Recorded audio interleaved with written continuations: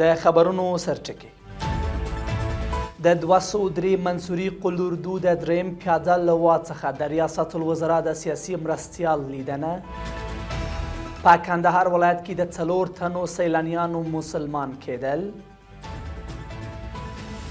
او د ټرامپ د بریا وروسته د ایران پر هسته‌ایي تاسیساتو د اسرائیل لخوا د بریدونو د احتمال زیاتېده.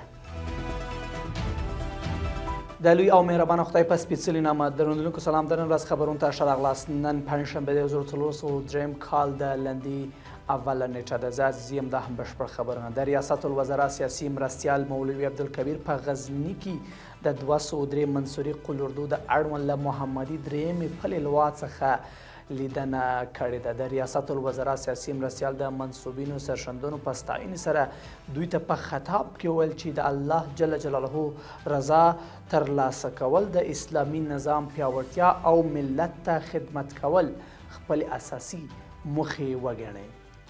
د کندهار ولایت رسنیو دفتر د خرقې شریفې د مسؤلینو له قوله ویلي چې تېرې څو میاشتې د ولایت کې 4 تنه بهرني ګرځندویان د دعوت له لارې مسلمانان شوي دي. د مسؤلینو په وینا له دې ډلې 2 تنه یې د تایلند اوسیدونکي بودایان او 2 نور یې د سلواکیا او سلوانیا اوسیدونکي عیسویان. اوبو او انرژي وزارت وایي چې د هلمند مرکز لښکرګاه کې د څه د باندې 380 میلیونه افغانیو په ارزښت د لقمان حکیم په نوم د یو سوداګریز مارکیټ جوړولو چارې پیل شوې. د دې وزارت په وینا دغه مارکیټ په 5 پورونو کې جوړیږي. 40 بلاکونه، 270 هټۍ، د موټرونو پراخ پارکینګ او یو مسجد به هم ولري. بل خبر، د پوهنې وزارت وایي چې د جوزجان مرکز شبرغان کې د 3 میلیونو 150,000 افغانیو په لګښت د یوه ښوونځي لپاره نوې جوړې شوې ودانۍ ګټې اخیستنې ته سپارل شوې ده. د دې وزارت په وینا دغه ودانۍ چې 6 درسي او 2 اداري خونې لري د یوه خیریه بنسټ په مالي لګښت رغول شوې ده.